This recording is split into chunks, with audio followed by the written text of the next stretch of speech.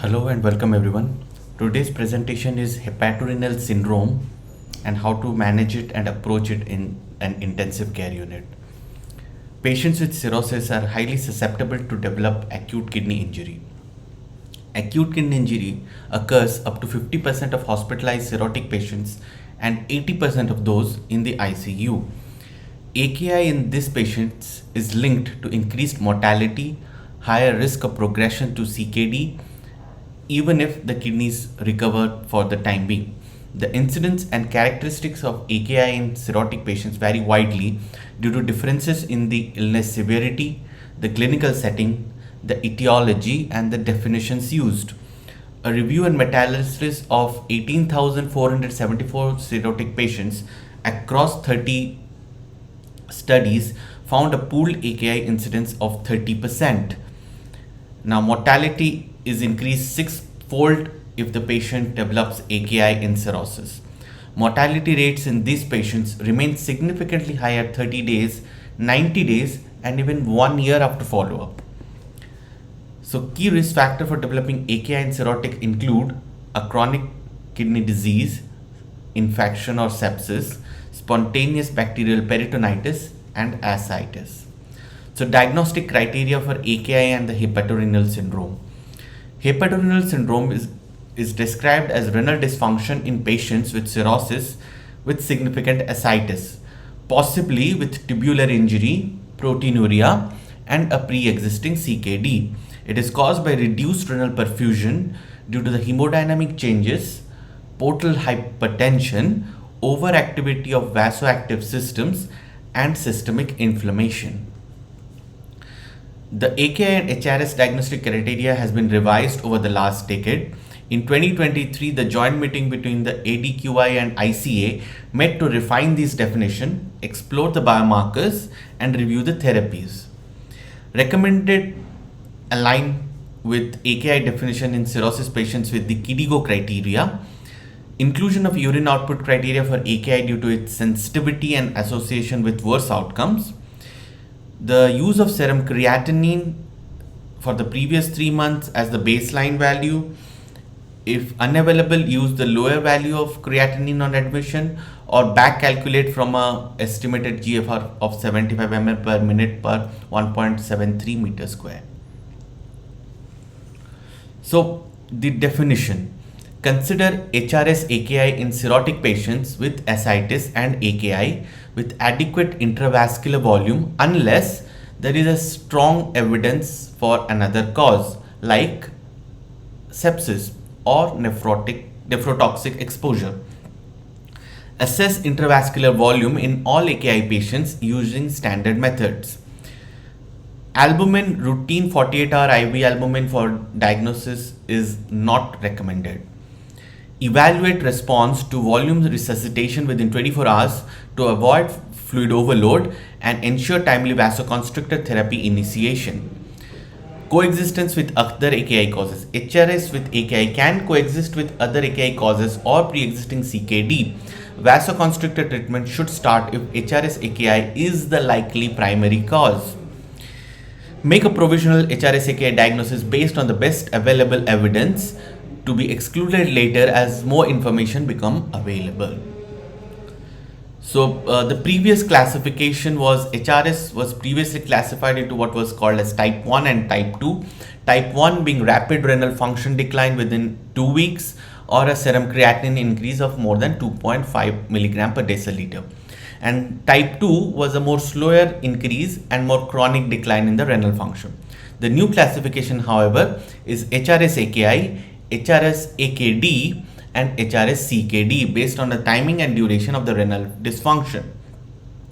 So HRS AKI, it is defined as rapid decrease in the serum creatinine, increase in the serum creatinine by 0.3 milligram per deciliter within 48 hours or more than 50% increase in the serum creatinine within the last 3 months. The urine output should be less than 0.5 ml per kg per hour for more than 6 hours, which has been included as a new criteria. It represents a potentially reversible condition with timely intervention. The next is HRS AKD. It refers to renal impairment lasting less than 3 months. It is characterized by an estimated GFR of less than 60 and may follow an episode of AKI and can also occur independently. Regarding the HRS-CKD, it is a more long-term dysfunction which persists for more than 3 months, and it is defined as a GFR of less than 60 for an extended period without significant improvement. This classification helps in distinguishing the chronic damage from acute episodes. So specific management of HRS-AKI, this is the one which has the best prognosis and which can be managed better. So first is volume status assessment. Use physical examination, imaging studies like ultrasound and measurement to evaluate the volume status. Effective for preventing AKI, you can use albumin with SBP and those undergoing large volume paracentesis, that is more than 5 liters. The dosage depends on the hemodynamics and the volume status. So the diagnostic criteria, as we have already discussed,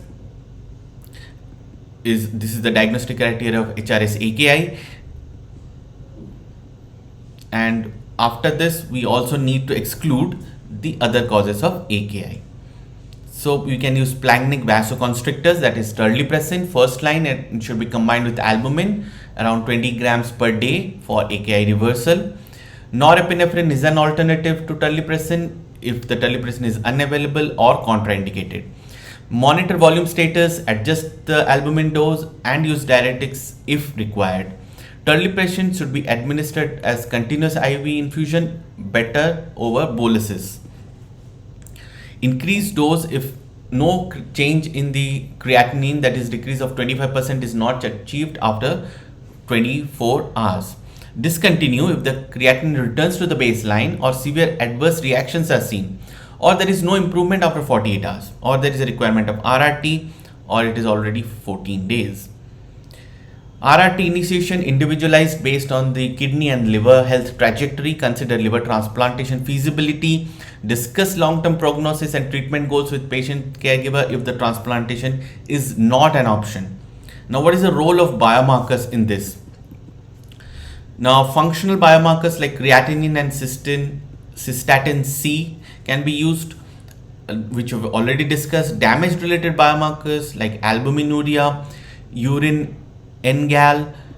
The utility is timely detection of the AKI, differential diagnosis for the AKI etiology, identifying suitable therapeutic interventions. Subclinical AKI defined by damage markers without creatinine rise. The exact criteria is still unclear. The NGAL specificity, that is 200 to 250 microgram per gram, differentiates acute tubular injury from HRS. Impact of new HRS criteria on the NGAL levels needs further research. So this is the final chart describing how to manage the AKI. So with patients with cirrhosis and portal hypertension, you can develop a AKI. Apart from that, you can independently have a kidney condition associated with the disease process, where the patient can have a pre-existing CKD or can have a normal kidney function as well.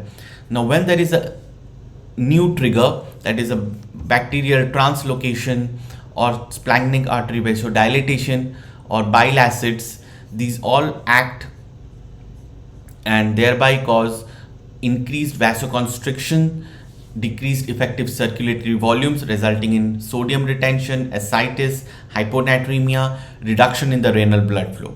This can have a wide range of impact which can result in no functional damage, but it can also cause functional damage, structural damage, and finally functional with structural damage. So the functional damage is AKI, structural damage is tubular injury, and when you have both, it can also happen. So the diagnostic criteria, again for clarity purposes, the patient must have cirrhosis with ascites, a increase of creatinine 0.3 within 48 hours, 50% from the baseline or presumed to have occurred within the prior 7 days, with or without a urine output of 0.5 ml per kg per hour. Urine output is an independent criteria itself. Absence of improvement in serum creatinine and urine output within 24 hours. Follow adequate resuscitation when clinically indicated.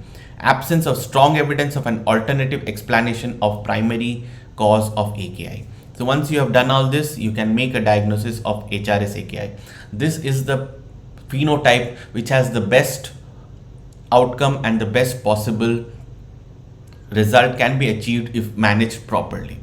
Thank you for your patience.